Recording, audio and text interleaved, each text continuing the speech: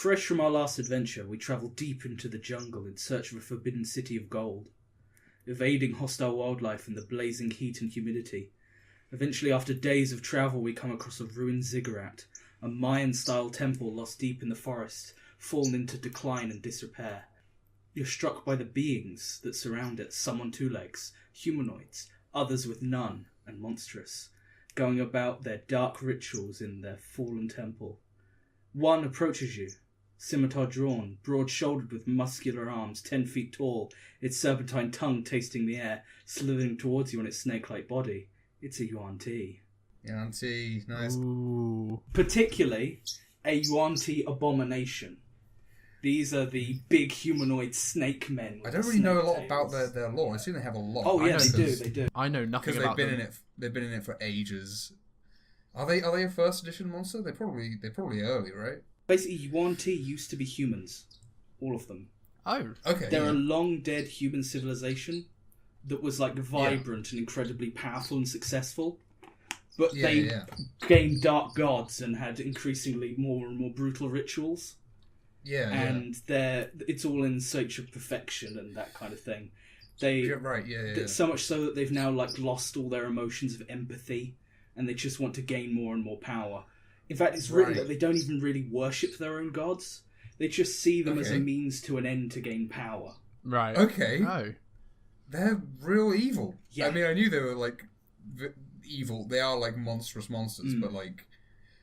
That sounds pretty. That's evil. That's pretty evil. It's like a super pragmatic evil. Yeah, it literally says in there that they don't like have emotions in the same. Right. Okay. I mean, there's a lot. The other thing, of course, that you kind of touched on is that they have multiple different versions of themselves. Some are way more human than others. Is it purebloods are the ones which are humanoid, the most human and playable? Are they playable as well? Oh, cool. Totally playable. But they are interesting, but not as cool looking, and that's what I want to be doing. But what we've got Norman climbing up a ziggurat. I believe it is a ziggurat. Yes. Ziggurat, yeah. I think that is. Yeah. That sounds. I also put in Mayan temple just in case. Right. Yeah. How these guys are medium? These guys are large. They're large. These guys are large. We haven't had a large creature for a while. Yeah. Have we had any? Well, we had the cube. Glabrazu was large, I assume. Oh, the giant's cube is large, of course, as well. These things are also very mean. They are challenge rating 7. 7. Ooh. That's for and they're not. These are never something that you'd fight one on your party, as it were. These are. They will come with other ones. Is the whole thing for them. Their culture has a caste system. And these are the highest caste. Right. So the more humanoid you are, the less powerful you are. Okay, so that's interesting because they are pure blood. That's what the humanoid ones are called. So you'd think that they'd be like the ruling elite, but no, they are not. But they're actually. I seem to remember that they're the ones who are like sent to like infiltrate into society because they can pass for human. Yeah, with a little work. Yeah. Now, little T. Matthews' lore backstory is that. One of the things that really got me when I was first starting to draw digitally was the snake men of the Elder Scrolls universe, who are not at all like in any of the games, but they have a lot of cool lore. And I did a lot of drawing of, I don't know how you pronounce it. It's like it's got a lot of T's and S's and weird noise and I's in it. But they were a monster I drew a lot. When I was sort of like 16, 17, 18. I haven't drawn them for a very long time. Maybe I'll do another one sometime, or maybe I'm just going to count this as that, because it really is just the same thing. They're just, at least from the way I drew. Snakeman. Now, this is pretty big looking currently. I assume their stats are all very good. Oh, yeah, like 19, 16, 17, 17, 15, 18. Jeez, what? 18 charisma, really? Yes. Whoa. Yeah. Oh, because these are the highest cast, so they're the ruling cast as well. Okay. So these guys are going to be sort of royal, and I should armor them up as well. I shouldn't. Crazy powerful as well. These guys are resistant to all magical effect. They have advantage on all saving throws against magic. Because the same as a couple of demons have that as well. And it's like. It's such a... The thing about that stuff is it's so annoying to play against because like, oh yeah, I rolled real good, or they rolled like bad on the same though, nice, and it's like, oh, they got advantage on it. And these things already have amazing stats, so like the odds on them. Yeah, the same throws are going to be really good. Yeah, their throws are going to be good, and also they're going to have advantage on all of them. So that's crazy. These, you said before we record, this is going to be one that I could spend a lot of time on, or not a lot of time on. I'm definitely going to spend a huge amount of time finishing this because I want to do a good job with this. So shall I go through like some of their stuff? Yeah, please do. Just before we get into like how to use them. Sure. Yeah, of course. So, and the yuan-ti in general. These guys have a bunch of stuff they can be doing. A base thing that it can do at will is it's an action. It can shape change into a large snake. Oh. So it could be a cool. I didn't know serpent that. and then emerge into its more yeah. humanoid form. And you could actually have the snake grow arms. Yeah. It has multi-attack and it can make up to 3 attacks. Ooh. 3? Yeah. It's a lot of attacks. That's kind of as most as you get from like a monster, isn't it? I can't think of like any monsters with like multi-attack 4 or anything. It has a scimitar and a longbow. Okay, that's cool. They have a constrict. They can wrap people up and grapple them. Wow, yeah, okay. I assume that's like the idea. Then they grab you and then start waiting on you. They will, yeah. Yep, and you count as restrained. So they Restrained. have advantage against you. Oh. Wow, yeah. So because again, otherwise it's just can't move. So that's actually really strong. XCOM 2. Yeah, those the snake ladies. Now, what's their sort of armor situation? What's their age? Just AC. 15 natural armor. So natural armor. So they're not wearing a lot.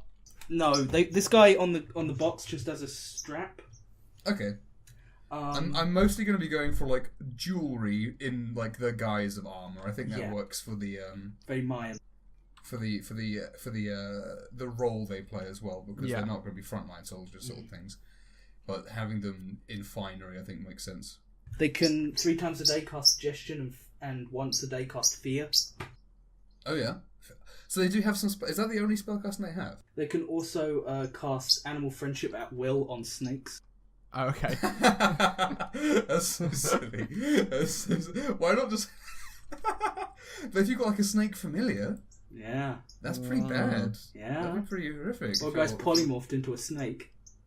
Would that work? I don't know. DM's choice. I guess, yeah. I mean, I would like it to work. I don't know if it would, but... They also have a bite, does 1d6 plus 4 and then 3d6 poison. They basically have a bunch of different options for if they're armed, disarmed, and they can be swapping between these all in combat and make this like fluid kind of and martial prowess character. Yeah, that's awesome. Kind of the same with like how like the vampire, it has all this amazing spellcasting stuff, but if you want to just have it go nuts and wail on you with its claws, that's very viable as well. Yeah. Speed, 40 feet. Yeah. 40? That's for on a large creature as well. These guys are cool. They're very strong. Yeah. These guys will come at you. They are the boss in charge of the temple. Yeah, exactly. So there'll only be one of these guys in a fight, but he'll have a lot of backup from their servants. I suppose. Yeah, the lower caste will be about. Yeah, maybe even a giant snake. Maybe even a giant snake. Why not? Why not have a giant snake? Snakes are just kind of cute in real life, except for when they open their mouth. Maybe I should draw a horrible open mouth snake. I can give it sort of like a King Cobra-esque. Sam, how would you use yuan-ti? Ooh, that's a good question. I'm not too sure because I think you kind of have to have it. I'm trying to think of ways that you could try and like spin it on its head away from just kind of you go into their kind of lair and deal with them. Because of like they seem quite like, I mean, again, not knowing too much about them, but they seem very like kind of insular. They're only going to be around other yuan-ti, so. Apart from obviously the sneaky ones are different aspect, but in terms of the using the one that is the boss of them, I think you make a fair point. Yeah. They're not going to be on a random encounter table. They're not going to be outside of their zone of power, probably, unless they're at war and on the warpath, I suppose. That could be quite interesting. But then that'd be there may be a bunch of these guys because they are the higher caste. There could be loads. Oh, that is true. Yeah, a prince. Or, I guess, is there a priest sort of class? But they don't really care for their god that much, you say? No. Well, they see it as a path to power. Yeah, so they'll have a priest of some sort. And they are corruptors. They do want to bring people to their dark temples for their rituals. Yeah. And they will use like people's base desires to lure them in. Okay. Like that's why some of them probably look human for more carnal pleasures. Yeah. And also you could have stupid sexy snakes. Super sexy Exactly. snakes. But also you could just straight up have them offering, lots of rewards in terms of gold and stuff. Lots of rumor of a forbidden city of gold. Exactly, yeah. I think there's no reason that wouldn't be on the table. You're right in that there's not many ways to use them that isn't straight up, but I think this is a monster that is really awesome to use, just really straightfortard. It's definitely a stage in an adventure. You have to go to the temple to get the cubic zirconia of glory or whatever that's locked away. Yeah, the largest cubic zirconia. Exactly. Like you have to go to this we need to go around the world and find ancient relics. This thing is lost in this ancient temple in the forest. This is a cool opportunity for your party to go in prepared and still have it be very challenging. Yes. Yeah, a full-on assault on a temple like this. You're in like a port city, and they're like, there's a, or even if it's just a get-rich game, there's a city of gold, El Dorado. Yeah, El Dorado, go get it. But also, it's defended by horrible snakes. Yeah. But yeah, it's. I think they're a very cool monster. And there's loads in like Volos as well. Usually, like when something is very restrictive in terms of, not very restrictive, but when something's got such a straightforward, well-known use, usually that would make me think, well, what's the ways you could change that? But I think this is one of the few cases that I think it'd just be really fun to just run a really straightforward campaign or part of a campaign where you are just doing, real classic barbarian Conan's trying to get the treasure or rescue the sacrifice, or because like vampire has been used in lots of different ways in all sorts of different things, so there's lots of different ways you can kind of think about it already, and the one that's represented in the book is one aspect of that, whereas these guys are a D&D thing, and I think using them as what they are is it'd be a waste opportunity to if you're trying to come up with your own yuan-ti social thing that's nothing to do with the way that they are designed to work, you're sort of wasting your time. Yeah, in my you could probably use another monster. There's a lot more that are a bit more malleable, I'd say. Yeah, I've done it in my game, but that's because I have a player character who's yuan-ti. And that's fair enough. Part of what's very horrific about them in practice is that they are humans who have undergone transformation. Yeah, transformed humans. Yeah, which is kind of terrifying. Is it? Did you say what has transformed them? Sorry, I can't remember. Yeah, their evil rituals and the dark and their gods. Right. Is it a deliberate transformation? Do we know? They do it for power. Oh, so they start originally as humans. It's not a race that's been cursed. Sorry. Well, right. I think they are kind of a race now, and I don't know if they can procreate on their own. But they may need to steal people to procreate.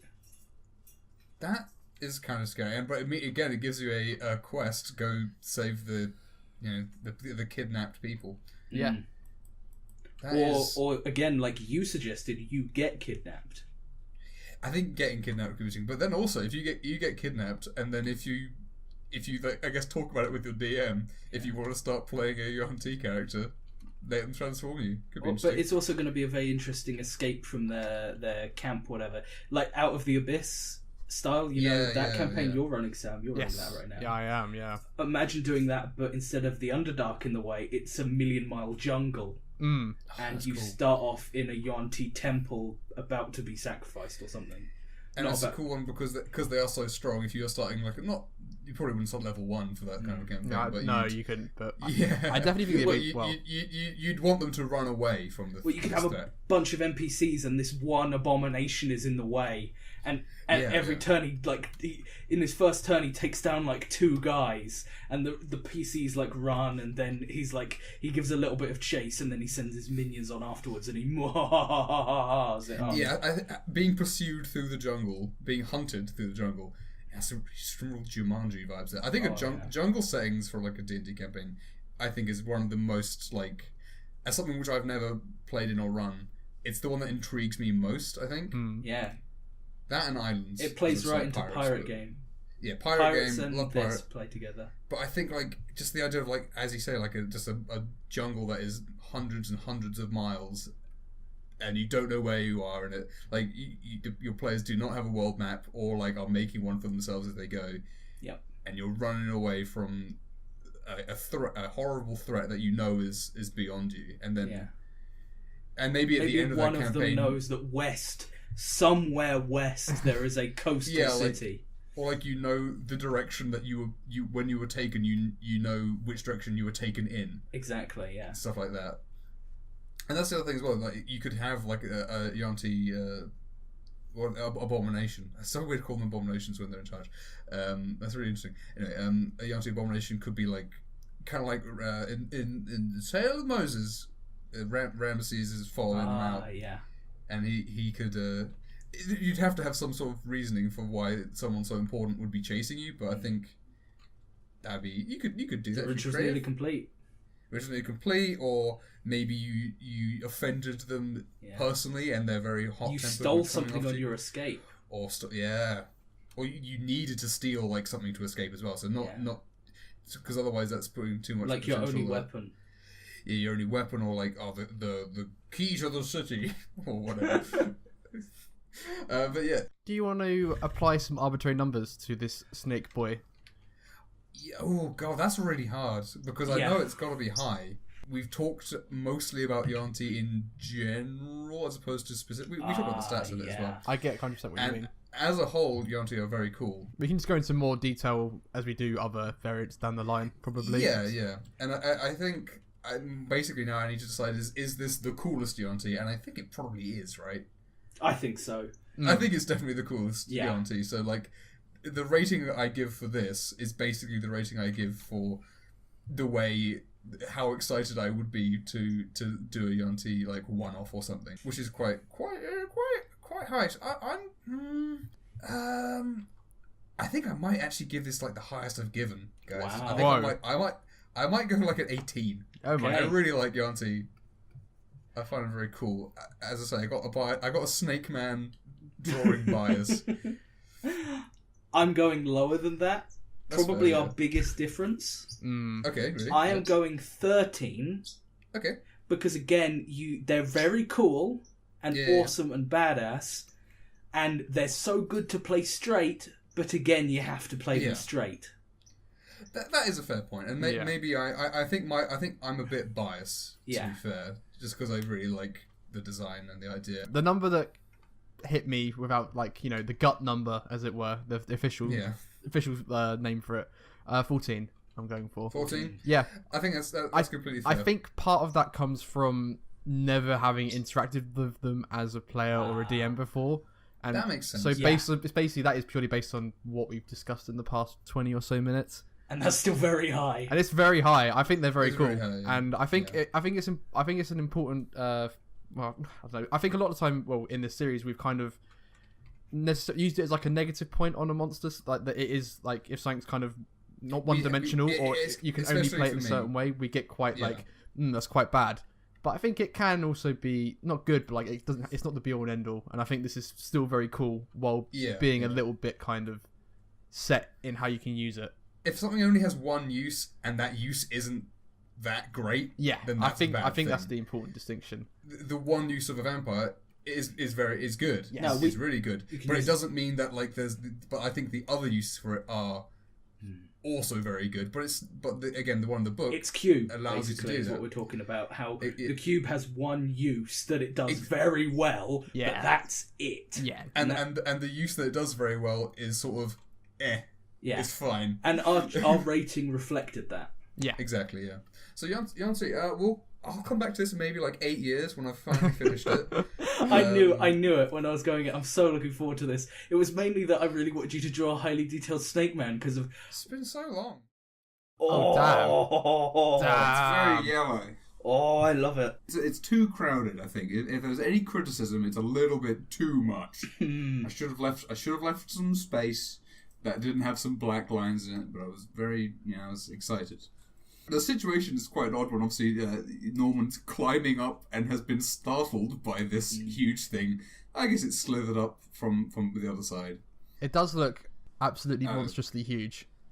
I guess from the perspective that it looks so cool. It's so evil looking. Yeah.